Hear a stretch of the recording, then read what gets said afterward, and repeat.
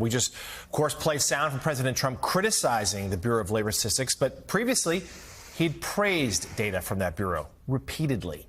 Back in March, Trump heralded job numbers for the month of February, when BLS reported 151,000 jobs added, only slightly below expectations.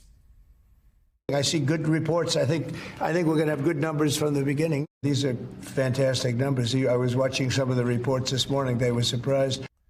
In April, Trump applauded the BLS data again when the outcome for March was better than economists expected. He did the same in May when April's numbers also exceeded expectations. And just last month, the president praised the great job numbers that came out for May. But it's a very different tune this time with these job numbers being so disappointing. And President Trump is not quitting on his criticism. Just moments ago, 2 minutes ago, he took to Truth Social to write this. Last week's jobs report was rigged, all caps, just like the numbers prior to the presidential election were rigged. I'll interject this note. That's not true. We cleared that up earlier in the show. He goes on to claim there was massive, quote, record-setting revisions, all in favor of the radical left Democrats. He says he will pick an exceptional replacement, one who won't be a concocting numbers, in his words, to hurt Republicans. He adds, of course, thank you for your attention to this matter. Mara, I mean, this is, to Peter's point, it's dangerous stuff. President not backing off of it. When the numbers are good, he praises it. When they're bad, he gets angry and he fires the person in charge. And there are echoes here of other countries that lost their credibility, that lost parts of their democracy because numbers were changed to fit the whims of their leader. Right. I mean, this is another example of American exceptionalism out the window. This would have been unthinkable a decade ago, before Donald Trump came on the scene. This happened in Greece. This happened in Argentina. It's happened elsewhere.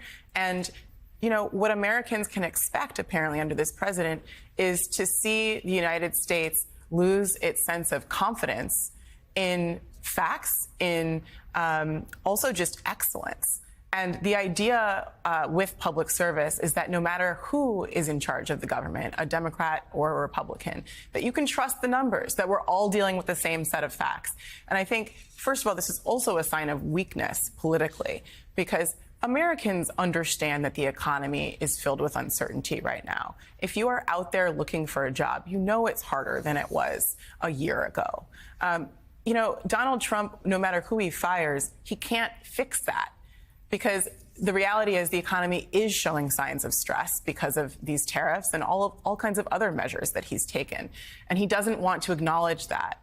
But the political reality will catch up with him. And again, just to the example of Greece and Argentina, those economies experienced grievous losses after the data was manipulated. There is nothing to prevent that from happening in the United States if Donald Trump continues on this trajectory.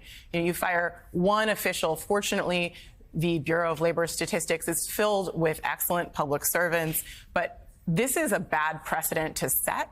And you've got to think also that even on Wall Street, there's got to be a sense, at least behind the scenes, they may not be saying it publicly yet, of fear, because everybody relies on these statistics. And speaking of Wall Street, we've got exactly the right person to bring into this conversation. Co-anchor of CNBC's Squawk Box and a New York Times columnist, Andrew Ross Sorkin. Andrew, good to see you.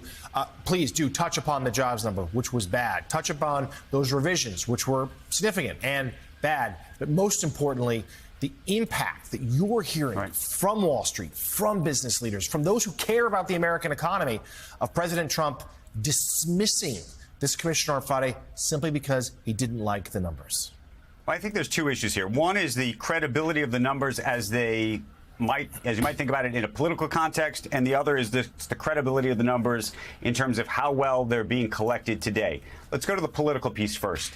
For so long, we get numbers, for example, out of China. I know you'd mentioned Greece and Argentina, but we get numbers out of China every month.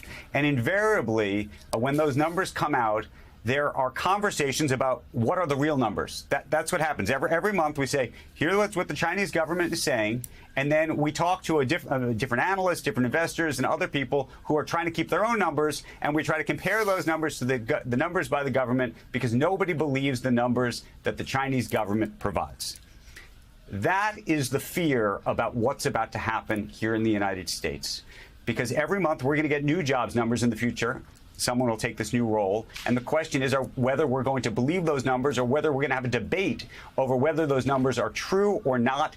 And if they're not to be believed, effectively, what does the Fed do? What do they rely on? What do businesses rely on? So I think that's one big question, and that is the credibility gap that has emerged over the last 72 hours since Friday morning, when the president said these numbers were rigged. Now, since then, there's been not a little bit of a walk back to some degree, where you've seen some White House officials say, you know what, it's not a political issue so much as these guys are just not collecting the numbers particularly well. How is it possible that we have revision after revision after revision after revision? How is it possible that the numbers don't seem to reflect what we all feel about what's happening in the economy?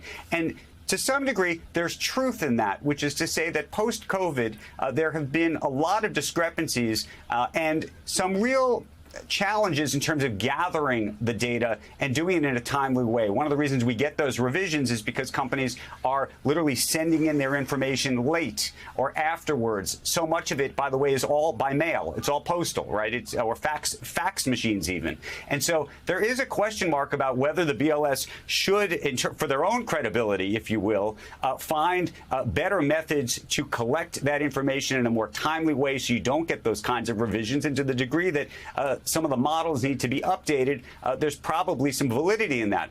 The real question now is who is going to be responsible for putting that in action, and are people going to believe that whatever they do, it's not political? All right. CNBC's Andrew Ross Sorkin, thank you very much.